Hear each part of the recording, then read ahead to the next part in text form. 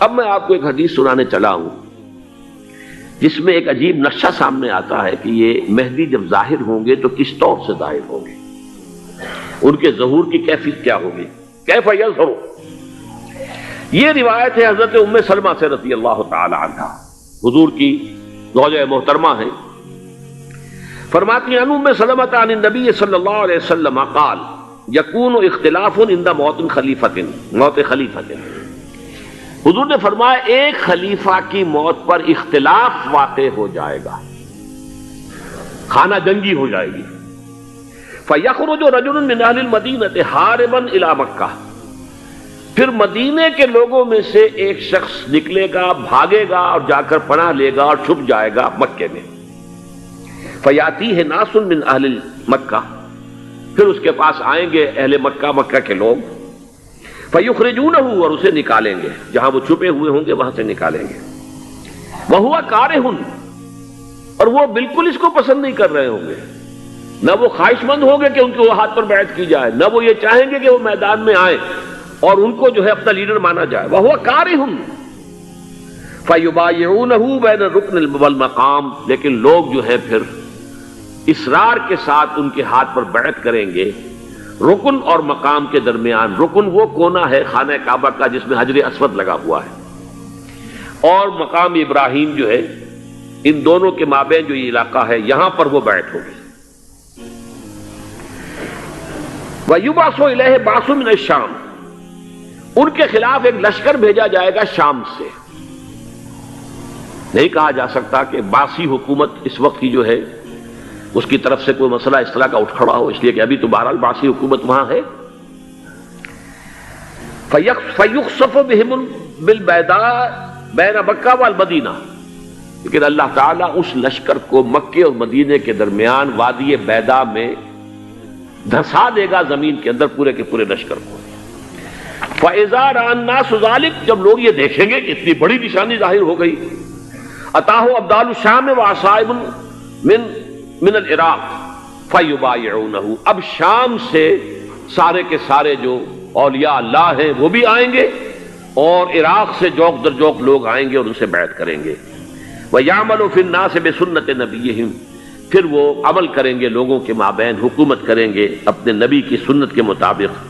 وَيُلْقِي الْإِسْلَامُ بِجَرَانِهِ، اور اسلام اپنی گردن زمین پر ٹکا دے گا۔ وَالْأَرْض فِي الْأَرْض، زمین میں۔ فَيَلْبَسُ 7 سنین، پھر وہ 70 برس تک حکمران رہیں، 7 برس تک حکمران رہیں گے۔ ثم یتوفا، پھر ان کا انتقال ہوگا۔ ویصلی علیہ المسلمون، اور مسلمان ان پر نماز پڑھیں گے۔ یہ جو میں نے آپ کے سامنے نقشہ کھینچا ہے، اس سے اب میں ایک نتیجہ نکالتا ہوں، اسے بھی میرا گمان کہیے، اختلاف بھی کر سکتے ہیں آپ، اگر اس کو وزنی سمجھے تو قبول بھی کر سکتے ہیں۔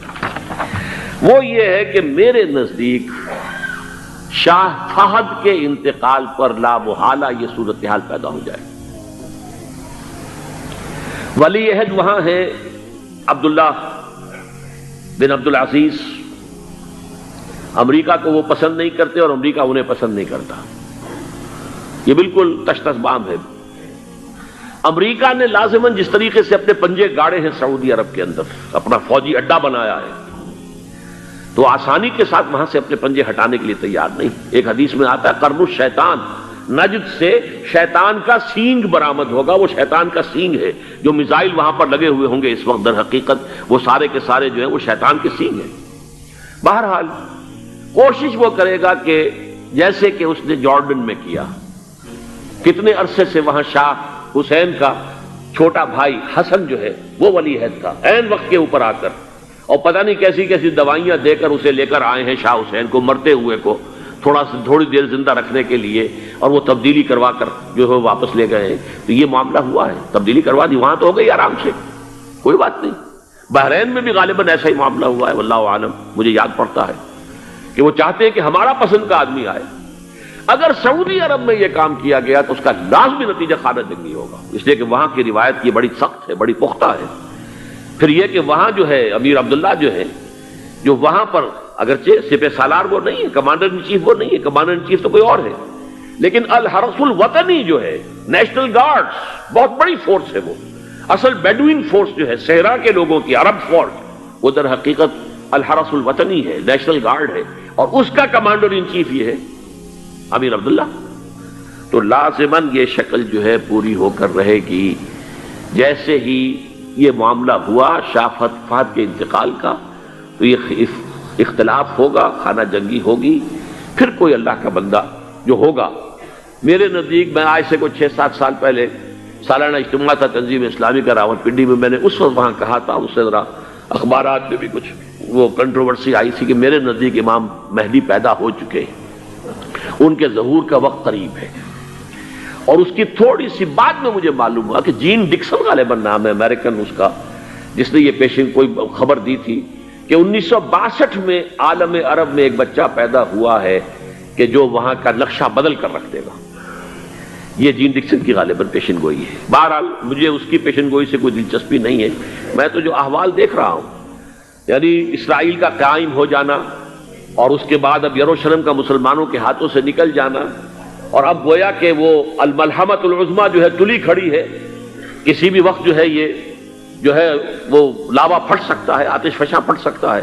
تو یہ تمام حالات ایسے ہیں کہ جن کی وجہ سے میں سمجھتا ہوں کہ ایک تو جو قرآن مجید کے اشارات میں نے آپ کو بتائے، 14 صدیاں 14 دن میں چاند کا پورا ہونا، والقمر اذا اتسق، 14 دن میں 14ویں کا چاند.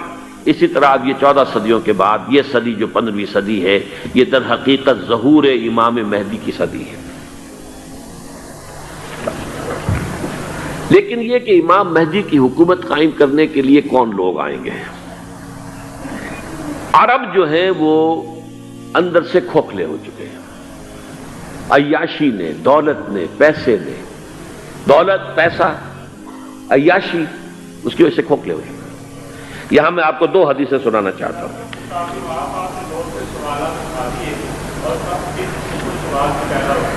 بہت سے ہو گئے، آپ اطمینان سے تشریف رکھیے.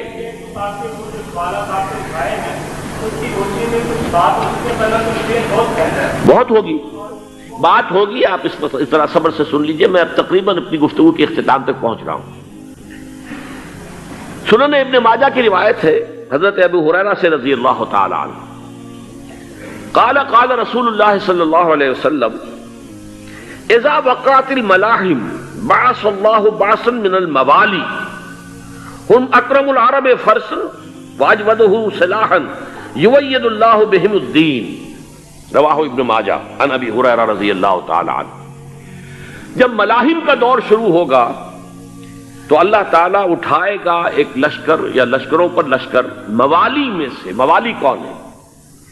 عربوں نے جب فتح کیا تھا اس پورے علاقے کو خلافت راشدہ کے دوران، اور پھر وہ لوگ جو ہے، ایک رائے تو یہ تھی کہ انہیں غلام بنایا جائے سارے آبادیوں کو، لیکن یہ کہ حضرت عمر کا اجتہاد تھا، اس کے مطابق جو ان کو غلام نہیں بنایا گیا تو وہ موالی کی حیثیت رکھتے ہیں. عربوں میں دم نہیں ہے، موالی میں سے لشکر اٹھیں گے کہ جو در حقیقت حضرت مہدی کی حکومت کو قائم کریں گے. دوسری حدیث سنیے، عن عبداللہ بن الحارث رضی اللہ تعالی عنہ، اور یہ ابن ماجہ کی روایت ہے.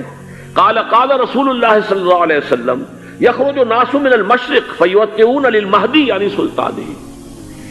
لشکر نکلیں گے، لوگ آئیں گے مشرق سے، اور وہ حضرت مہدی کی حکومت کو جمائیں گے اور قائم کریں گے.